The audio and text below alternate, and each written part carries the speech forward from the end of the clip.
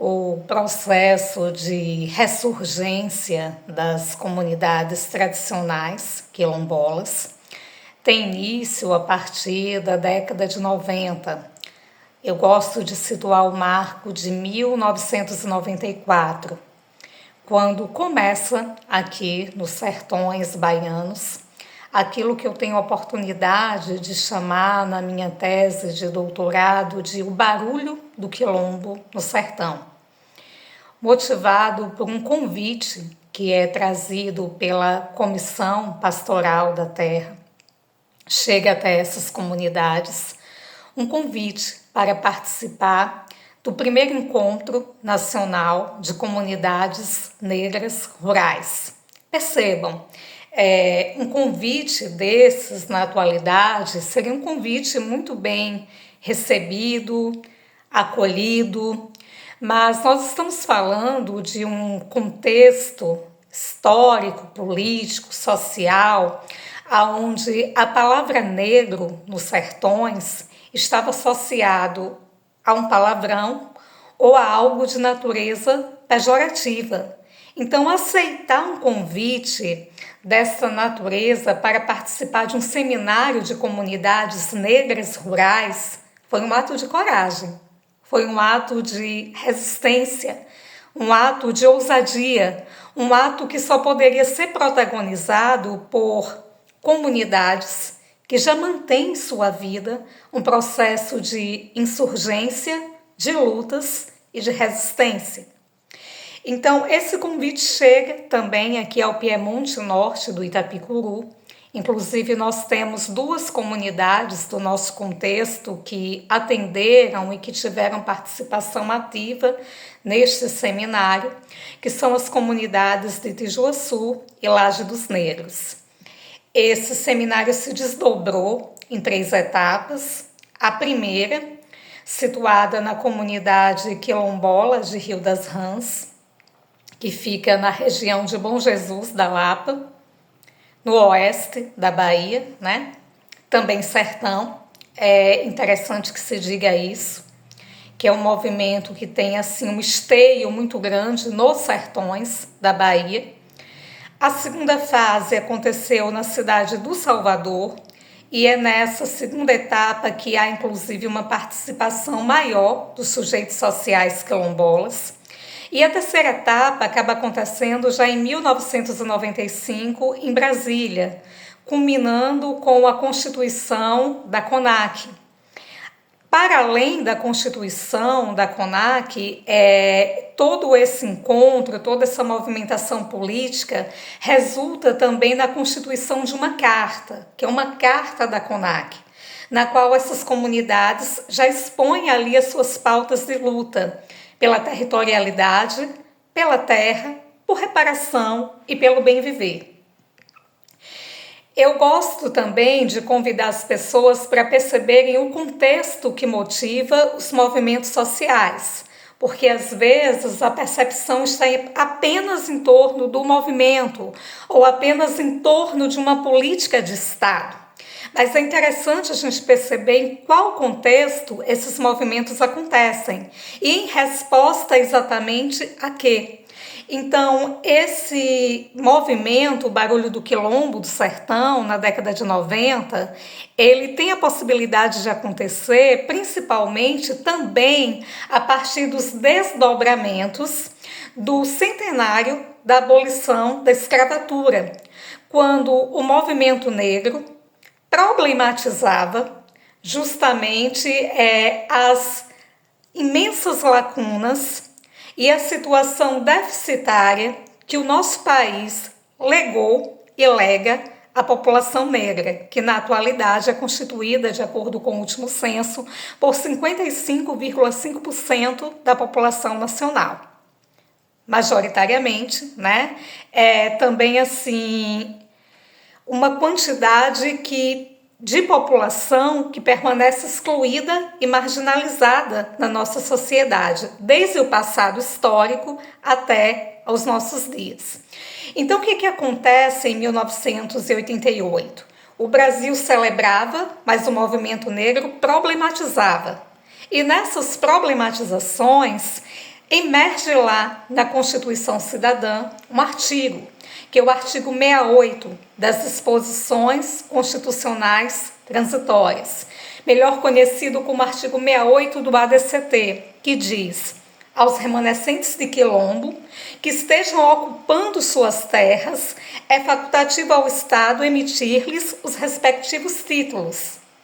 Então, se a gente lê esse artigo, parece que todos os problemas das comunidades quilombolas pareciam estar resolvidos, quando na verdade não é isso que acontece. Uma interpretação desse artigo, principalmente uma interpretação dos advogados da bancada ruralista do nosso país, né? De fazendeiros, latifundiários, deputados, enfim, políticos da bancada ruralista do nosso país, que infelizmente mantém uma trajetória histórica e infelizmente também potente no nosso país. Foi feita uma interpretação, porque se o artigo diz aos remanescentes de quilombo que estejam ocupando suas terras, qual foi feita a interpretação da lei? Eles estão ocupando suas terras de 1888 a 1988? Não. Então, essas terras não precisam ser concedidas, essas terras não precisam ser tituladas, ou seja, é como se o Brasil tivesse constituído uma lei que pedisse do sujeito social quilombola um uso capião 100 anos, né? E isso é ridículo. Para além do artigo 68 do ADCT, no que se refere a essa interpretação que procede por parte do direito, eu gostaria de situar a seguinte perspectiva. A existência desse artigo gera também um novo problema a essas populações, porque para que elas sejam reconhecidas perante o Estado-nação como comunidades tradicionais quilombolas, era preciso que a Fundação Cultural Palmares enviasse um antropólogo a essas comunidades. Esse antropólogo faria um estudo de caso, ele iria lavrar um laudo e emitir um parecer, dizendo se essas comunidades que estão reivindicando a ancestralidade, a pertença étnica, são quilombolas ou não. Ou seja, o país retirava, pelo artigo 68 do ADCT, a autoria das populações quilombolas de definirem a sua ancestralidade, de se auto-identificarem como quilombolas. Para além de que eles eram chamados nessa época de remanescentes de quilombos, porque parecia que o país procurava ali vestígios, subterfúgios de um quilombo colonial, que muitos olhares estreitos ainda chegam a essas comunidades buscando esses vestígios, ignorando que são quilombos contemporâneos e não quilombos coloniais. Portanto, eles não vão ficar engessados, mantendo, por exemplo, uma arquitetura tal qual tenha sido, por exemplo, em quilombos como o de Palmares, do Oitizeiro, do Ambrósio e outros quilombos, né, que ficaram muito conhecidos no nosso país, principalmente devido à sua durabilidade e ao número de habitantes que possuía. Então, o artigo 68 do ADCT, ele não chega facilitando a vida das populações quilombolas, conforme eu escuto erroneamente ser dito até nos dias atuais, né? Que o país hoje tem políticas que favorecem aos quilombolas. Percebam, o país tem políticas de Estado que emergiram em um processo de luta e de luta que foi protagonizada por essas populações. Porque se elas não tivessem se movimentado, dificilmente o país teria se dado conta do débito que possui junto às populações tradicionais. E aí a gente pode falar não apenas dos quilombolas, mas dos indígenas, dos ribeirinhos, dos ciganos, dos fundos de fecho de pasto, das comunidades de terreiro, que são assim de uma maneira vil, ainda muito violentadas na atualidade, né? Nós tivemos recentemente uma notícia muito triste mesmo, de que uma guarnição da polícia militar invade uma escola para coagir uma diretora por conta de uma atividade amparada na Lei número 10.639, que complementa a LDB, que é de 1996 e que só 7 anos, né? A Lei de Diretrizes e Bases da Educação Nacional, ela vem responder a uma demanda histórica também pautada pelo movimento negro, ou seja, essa escola que foi invadida pela PM estava totalmente amparada a partir da Lei número 10.639, do parecer de 2004, das diretrizes curriculares nacionais para a educação étnico-racial. Então, assim, não foi nada descontextualizado o que estava acontecendo ali. Mas eu trago aqui esse exemplo porque a gente escuta muitos discursos rasos de que os sujeitos sociais quilombolas são beneficiados. São políticas de Estado que emergem em uma história de lutas e de labutas, e de lutas que permanecem em movimento, em fluxo. Então, o artigo 68, ele retirava dos quilombolas essa autoria. Apenas um pouco mais tarde, a partir de um decreto, que é de 2003, que é o decreto 4.887, de 2003, é que essas comunidades tiveram direito de se auto-reconhecer, autodeclarar, sem precisar que um antropólogo viesse até elas e emitisse um parecer dizendo se elas são, de fato, possuidoras da ancestralidade que reivindicam ou não. E por que eu estou colocando isso aqui?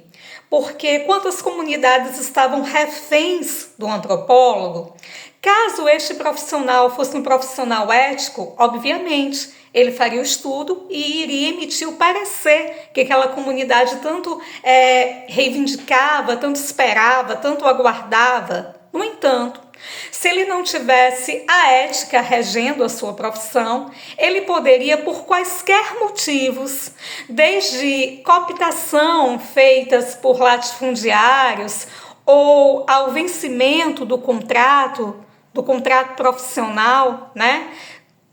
Terminar não emitindo esse parecer e prejudicando sobremaneira as comunidades. Então, eu gostaria de mencionar aqui 3 instrumentos jurídicos. O artigo 68 do ADCT, que traz a visibilidade para essas comunidades, para que elas pudessem se projetar diante do Estado-nação como sujeitos políticos e de direitos constituídos. O decreto 4.887, de 2003, que dá a autoria, de fato, o protagonismo a essas comunidades e que não chegou como uma benesse, mas como um processo de lutas. E ainda o decreto 6.040, que fala a respeito dos povos tradicionais.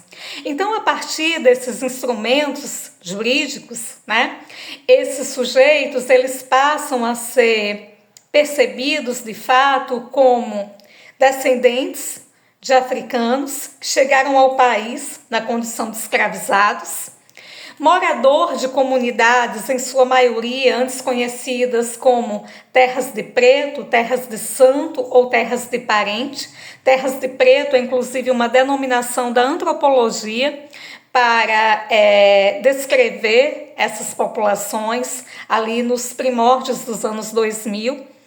Autores como a Ruth e Alfredo Wagner utilizam muito esses termos, né? Terras de preto.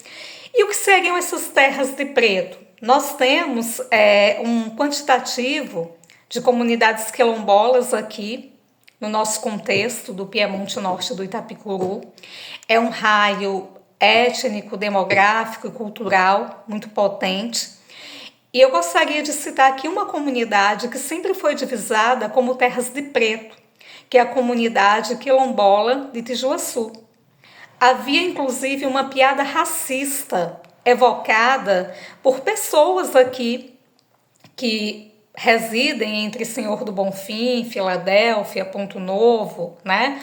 Campo Formoso, que são as cidades mais próximas a Tijuaçu, nesse aspecto que eu vou colocar aqui, e que ao passarem pela BR-407 e perceberem moradores da comunidade ali, às margens da rodovia, muitos motoristas baixavam manualmente os vidros dos seus automóveis, né? Porque a gente não está falando de uma situação de carros automáticos, a gente não está falando de uma situação mais pós-moderna, como a gente consegue perceber na atualidade.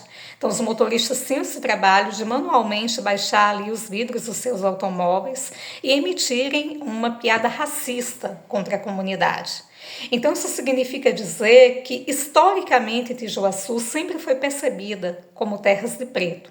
No entanto, quando a comunidade é certificada, em fevereiro de 2000, existe toda uma mobilização do contexto para contestar a certificação de Tijuaçu.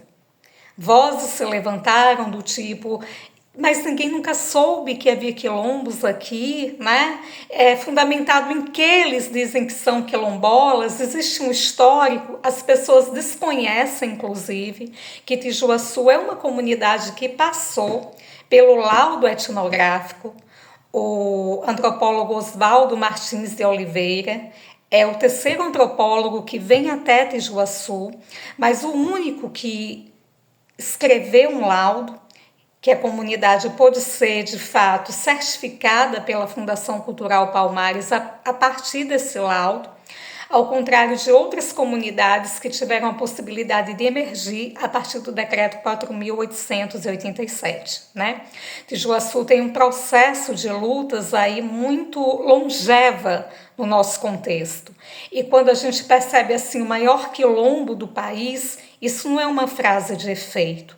Isso é um processo de luta política, isso é um processo de muito engajamento interno dentro da comunidade, de pessoas que tiveram a possibilidade de construir a sua identidade a partir de uma ancestralidade que possuem e das necessidades geracionais de um contexto. Terras de santo, né? Porque durante muito tempo, sobretudo foi um hábito da época do Brasil colônia, alguns fazendeiros, escravocratas, doarem parte de suas terras ao santo padroeiro. E já no final da escravidão, quando se tornava mais difícil manter esse processo de escravização no nosso país, aconteceu algumas negociações entre o escravizado, a escravizada e aquele que se colocava como seu senhor. E entre essas negociações estava doar parte de terras, pequenas parcelas de terra, para que eles pudessem emitir ali algum cultivo e se furtassem das fugas por amor à terra, por amor ao trabalho. E geralmente essas terras que eram doadas ou que eram facultadas a esses escravizados eram terras anteriormente já doadas aos santos padroeiros. Terras de parente. Há uma comunidade aqui também no nosso contexto, que é a comunidade quilombola de Cariacá, que ela pode ser percebida como terras de parente, porque foi uma terra comprada por 3 irmãos e um cunhado. Cariacá é uma comunidade que pensa a sua ancestralidade quilombola a partir da família Congo. E a escritura da fazenda Cariacá, a fazenda Cariacá foi comprada por 3 irmãos congos e um cunhado. Então, assim, são denominações utilizadas pela antropologia, mas que são denominações utilizadas a partir do que essa ciência percebe no modus vivendi dessas populações. Na atualidade, quando uma comunidade se redescobre quilombola, ela costuma fazer um processo de etnogênese, que é um rito simbólico de passagem. Eu costumo pensar isso como o processo de ressignificação de uma comunidade negra rural, outrora marginalizada, e que migra a partir do momento que compreende a sua ancestralidade, a partir do momento que mantém comunicações, interações diversas com comunidades quilombolas outras, desse processo de invisibilidade, de exclusão, de marginalização, e passa a construir o conceito de comunidade tradicional quilombola.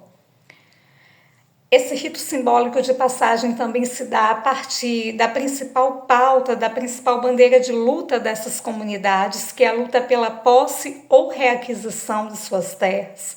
Haja vista que os quilombolas permanecem vistos como invasores de terras, que no passado foram suas ou de propriedade de seus parentes.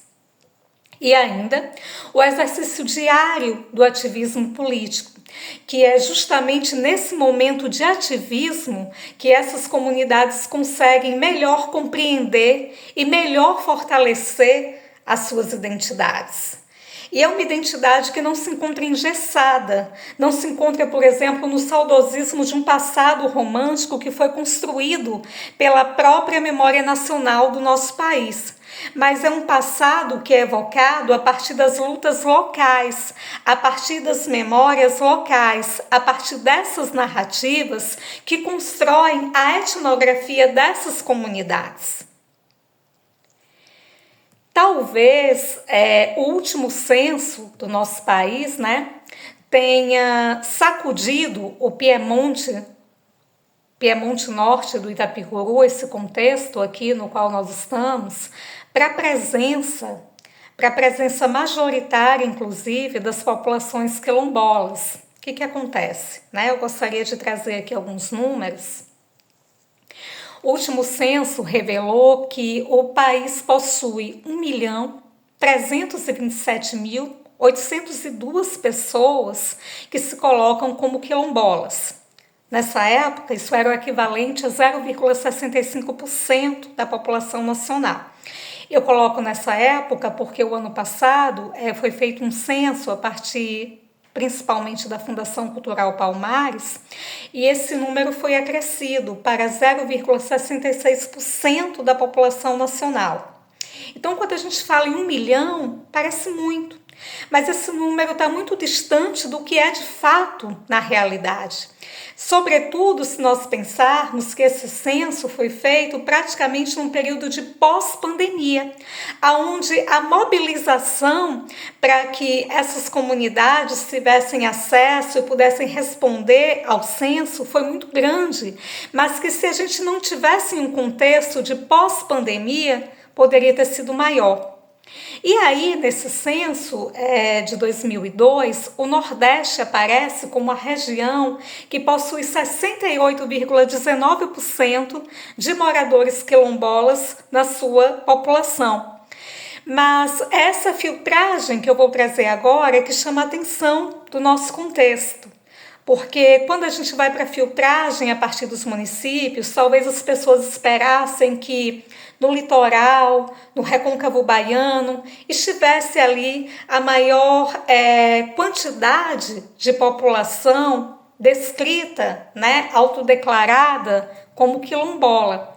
Então, o que veio a ser revelado chama a atenção do Piemonte Norte do Itapicuru, porque o município que apresenta o maior número de população declarada quilombola é o município de Senhor do Bonfim.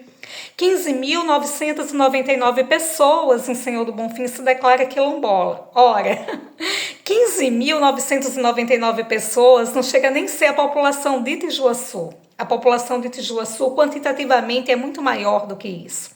E todas as pessoas que mantêm comunicações com Itijuaçu, ou por laços de parentesco, compadrio, vizinhança, ou por laços de pesquisa, nós temos uma consciência de que esse número é bem menor do que a quantidade de pessoas que reside só ali na Vila Centro, porque além da Vila Centro, Tijuaçu é constituída por outras 14 comunidades quilombolas que formam seu perímetro. Ou seja, esses números impactam, sacodem o nosso contexto. E finalmente, o Piemonte Norte do Itapicuru entende que ele precisa dialogar com essas populações. E ao dialogar com essas populações, precisam atender às suas principais reivindicações de pauta de luta. E precisa também dedicar um tratamento respeitoso a essas populações. Daí porque eu tenho dito que o movimento quilombola rural, ele, parafraseando o que é dito também pela professora Nilma Lino Gomes, que é uma intelectual negra potente e que tem inspirado a muitas de nós, o movimento quilombola rural, ele é educador. E ele tem educado o nosso contexto do Piemonte Norte do Itapicuru para a existência dessas populações, para o tratamento respeitoso junto a essas populações. E não pode haver tratamento respeitoso sem atender às suas pautas de luta. E aí eu gostaria de colocar aqui algumas pautas de luta que são sumariamente importantes para os povos quilombolas, principalmente no que se refere à territorialidade, porque terra representa reprodução da vida biológica, simbólica, epistemológica, cultural.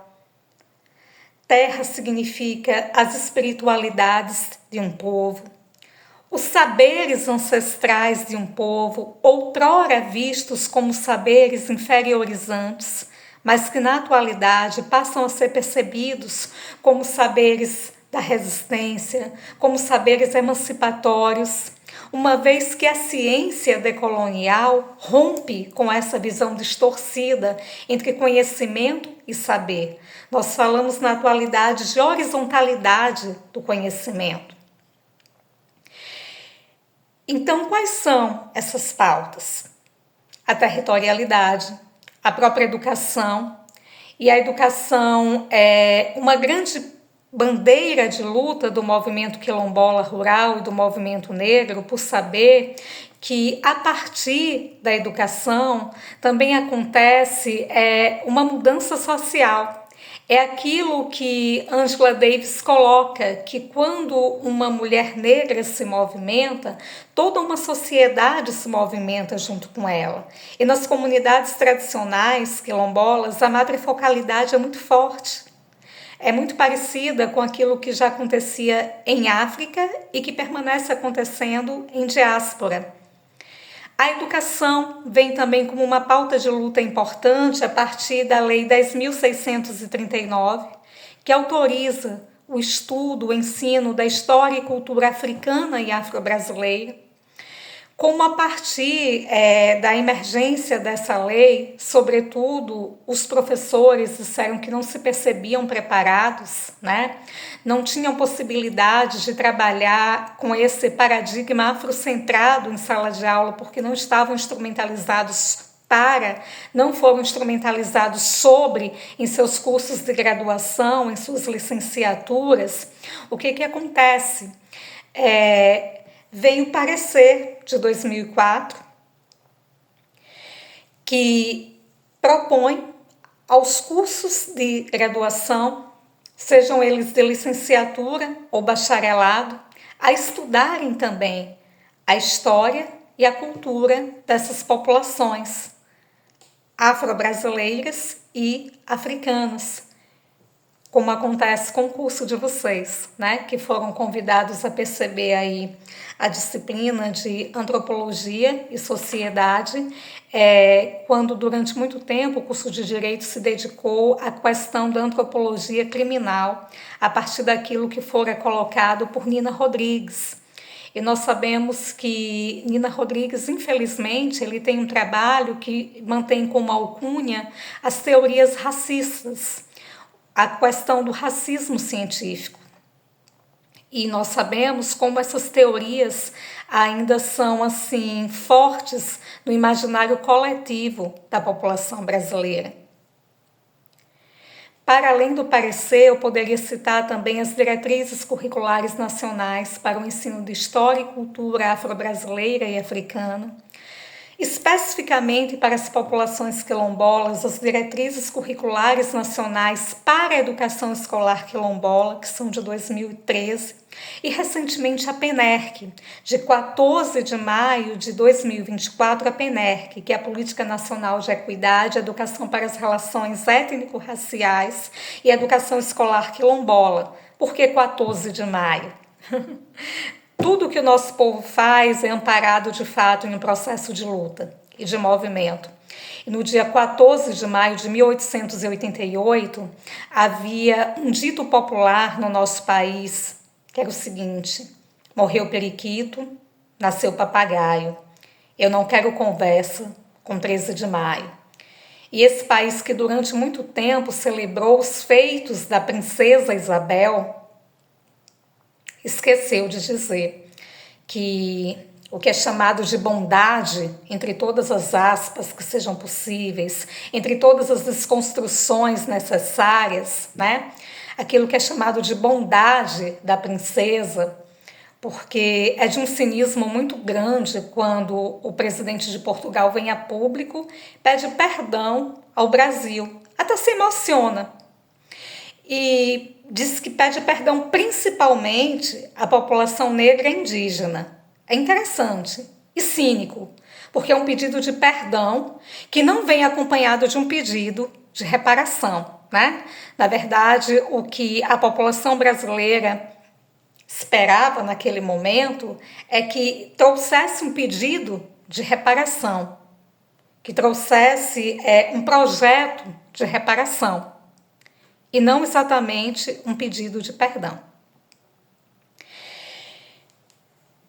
Essa PENERC, ela acontece, né? A data de fundação da PENERC acontece em 14 de maio, justamente para sensibilizar cada vez mais a educação, que é uma instância a partir da qual se constrói a narrativa da memória nacional.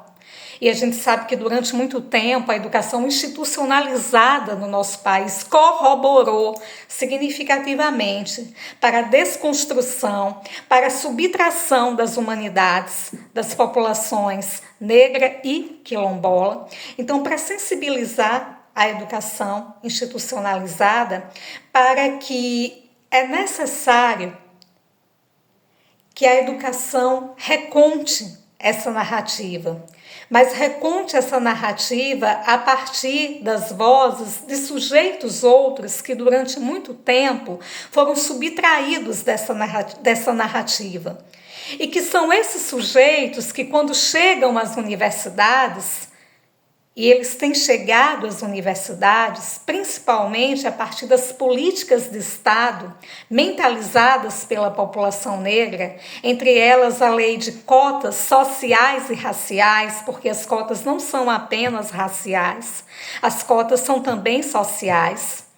O nosso povo tem essa preocupação de não estabelecer guetos, mas de expandir o leque. Então, as cotas não são apenas raciais, as cotas são sociais. E os estudantes que optam pelas cotas concorrem entre si. Então, é muito falha a narrativa da branquitude de que seu filho, sua filha não entra mais na universidade pública porque os cotistas não permitem. É muito falha e é muito desconhecedora, é muito rasa também. Né? É uma provocação que parte de um desconhecimento daquilo que é feito no processo. A PENERC, na atualidade, é o que a gente tem assim como uma política de Estado potente e que foi mentalizada e acionada principalmente por essas populações quilombolas. Então, para resumir, porque o vídeo está ficando muito grande, né? É interessante a gente pensar que o que tem sido feito até hoje é a pedagogia de Sankofa. Sankofa é o símbolo de uma adinkra africana, um pássaro que olha para o passado, mas que ao mesmo tempo ele sistematiza o presente e ele projeta o futuro. Então, toda essa trajetória de emergência, de insurgência, de luta e de resistência das populações quilombolas, ela foi feita a partir de um esteio do passado, as lacunas e tudo aquilo que foi construído no presente, bem como daquilo que se projeta no futuro, almejando justamente esse processo de construção cidadã do nosso povo, de todo o povo preto, também como agente civilizador do nosso país. E essa ideia que eu cito aqui é uma ideia de Manuel Quirino, um intelectual negro pouco conhecido pela academia, quando ele diz que foi o escravizado o grande agente civilizador do nosso país. E tanto o movimento negro como o movimento quilombola rural continuam essa luta de educar e reeducar a sociedade brasileira para que esse país seja de fato um país de todas, de todos e de todas. Um país que tenha, para além do compromisso, a convivência respeitosa com a diversidade que o constitui.